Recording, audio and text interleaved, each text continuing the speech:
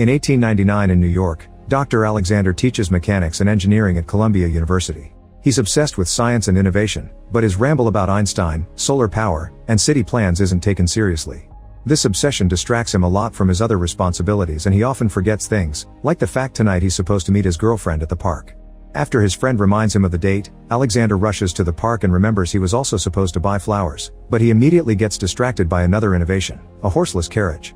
When the driver accidentally starts it, Alexander grabs the brake and stops it just in time. Then he runs to meet his girlfriend Emma and takes her on a walk through the park, apologizing for the lack of flowers but offering something much better instead, a marriage proposal. Emma says yes, and Alexander puts a beautiful ring with her birthstone on her finger. Suddenly the sweet moment is interrupted by an armed thief, who takes Alexander's wallet and tries to go for the ring too. Alexander tries to stop him, and in the struggle, the gun accidentally shoots Emma. As the thief runs, Alexander holds Emma close as she dies in his arms. For the next 4 years, Alexander is depressed and does nothing but work all day long, convinced that he can bring Emma back. His friends worry about him, but he ignores their concerns. One day, Alexander finally cleans up and reveals he's finished his latest invention, a time machine. He sits on it and immediately activates it, traveling back to the night of Emma's death. After a bright light surrounds him, he appears back in the park and sees Emma. He's missed her so much that he kisses her even though they're in public, then he drags her out of the park to avoid the thief. They take a carriage to go downtown and Emma reminds him he promised flowers, so Alexander enters a shop to buy them. At that moment, the horseless carriage causes an accident on the street and Alexander has to watch Emma die again. Later at the morgue, Alexander realizes that if he keeps going back he'll just see Emma die over and over, so instead he should travel to the future to see if advanced science can change the past. Once he returns to the time machine, Alexander starts it up and chooses to go to the future. As the machine glows again, he watches everything around him change, from the plants on his building to the clothing in the shops. Suddenly he accidentally drops the necklace with Emma's picture and fails to retrieve it, so the necklace also disappears through time. Eventually he makes it to the year 2030, and Alexander is amazed by the modern apartment buildings and screens everywhere. After a random person calls his suit retro, he goes to the New York Public Library, where he discovers books are relics that mustn't be touched. There are also a set of screens and a giant sphere battery that powers them to project Vox, a holographic librarian. Vox has access to every database on Earth, so Alexander asks him why he can't change the past, but Vox just says time traveling simply isn't possible and begins listing sci-fi works to the point he sings the soundtrack of famous movies. A frustrated Alexander returns to his time machine to go further into the future, but suddenly he feels some shaking and stops at the year 2037. He's shocked to see that the whole city has been destroyed and soon he's found by soldiers who want to help him evacuate because the moon is breaking up. Alexander looks up to confirm this disturbing claim, but at that moment something explodes and the ground starts cracking, giving him the chance to return to the machine. Unfortunately an earthquake hits the machine and he falls unconscious, so the time trip keeps going for thousands of years. Earth changes around Alexander, going through dozens of different climates and environments that include a whole new ice age. Eventually Alexander wakes up and stops the machine to discover he's ended up in the year 800-2701 before he faints again. Sometime later, Alexander is dreaming about Emma while a mysterious person takes care of his wounds. When he finally wakes up, he sees a child called Kaylin watching him, but Alexander can't understand the language he speaks. Kaylin runs away and Alexander follows him, only to discover he's in a village built on a canyon. Then Kaylin yells a few words and all the villagers come to check on him, but the only one that can speak English is Mara, the woman that had been taking care of him and Kaylin's sister. The villagers wonder if they should throw Alexander into the river, so he tries to explain he comes from the past, but Mara translates it into Alexander being a wandering idiot that hit his head. Suddenly they hear a horn announcing it's time for bed, so Alexander goes with Mara and Kaylin to stay the night with them. He also shares some stories with Kaylin about the big city and gives him his pocket watch. After Kaylin falls asleep, Mara explains that their parents are dead. Then Alexander takes a look outside and sees the broken moon, thinking he's come too far. Later that night, Alexander dreams about a white face calling his name followed by a giant monster head roaring. He wakes up quite startled and discovers Kaylin is also having a nightmare while repeating the word Morlock. Mara quickly calms him down and notices that the pocket watch is missing. When Alexander asks about the nightmare, Mara says they all see the same dream, but refuses to explain what Morlock means.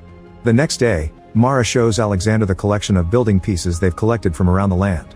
It's thanks to these pieces that they've been able to keep English around, and Mara has been trying her best to preserve the old culture by teaching others. On their way back, Alexander wonders why he hasn't seen old people, so Mara says they're all dead without explaining why. The rest of the villagers are currently working in the field with the help of windmills, but Mara drags Alexander away to show him where his time machine is. While Alexander gets the machine ready, Mara asks him to take Kaylin with him. Before she can explain why, she hears a noise and runs away to find her brother. Alexander follows her and discovers that the Morlocks are monstrous beings that hunt down the villagers. This is why there aren't any old people, they aren't fast enough to escape. The villagers panic and run as fast as possible as the Morlocks use darts to knock them down. While Mara is looking for Kaylin, she gets hit by a dart too and Alexander rushes to remove it, realizing it has a very smelly substance on it. The villagers try to make it to the river to escape on their boats, but the way is blocked when bigger Morlocks start coming out of the ground. As the people try to find a safe direction to run, these new Morlocks grab the villagers that were hit by the darts and tie them up to then take them away by sinking back into the ground. Suddenly Kaylin yells for help because he's been hit too and a Morlock is coming for him. Mara wants to save him, but Alexander tells her to stay and he goes instead. He pushes the Morlock down just in time, and while Kaylin runs, Alexander gets the creature with a tool then starts running in the opposite direction. The Morlock chases after Alexander, and when it jumps, Alexander dodges it, which causes the monster to roll into the jungle. Then Alexander climbs one of the windmills, and when the Morlock comes back and grabs his legs, Alexander kicks it until it falls. However, the Morlock doesn't give up and quickly climbs the windmill until it reaches Alexander at the top, causing them to struggle against each other until they fall together to the ground. The Morlock grabs Alexander by the neck, ready to kill, but Kaylin shows up and stops him with a torch. At that moment they hear Mara screaming, so the Morlock sinks back into the ground while Alexander and Kaylin run back only to discover Mara is being taken away. Alexander rushes to dig into the sand to find the hole to no avail. Upset and frustrated, he asks the villagers why they don't fight back, and one of them explains this is just how their world works, those who fight back are simply taken first. Then Alexander asks Kaylin where people are taken, but the child answers they aren't supposed to talk about the place where the ghosts are.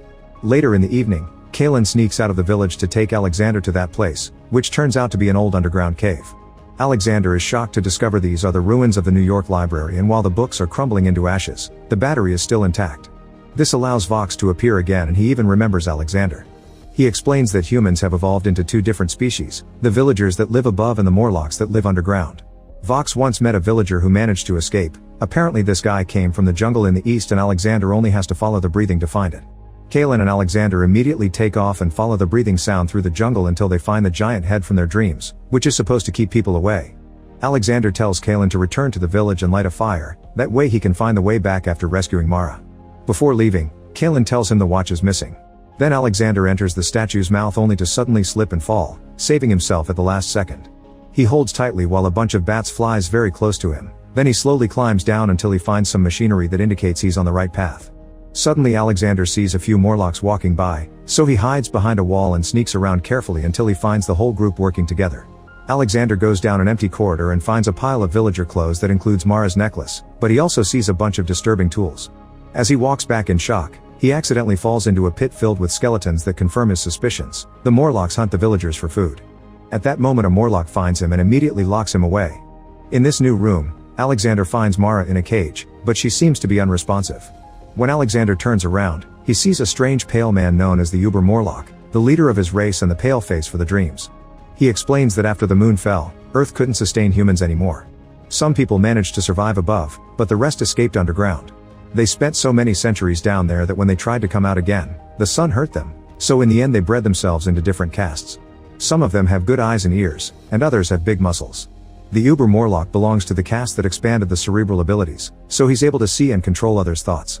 He controls the other Morlocks so they won't overconsume and exhaust the food supply, and controls the villagers to use them as food.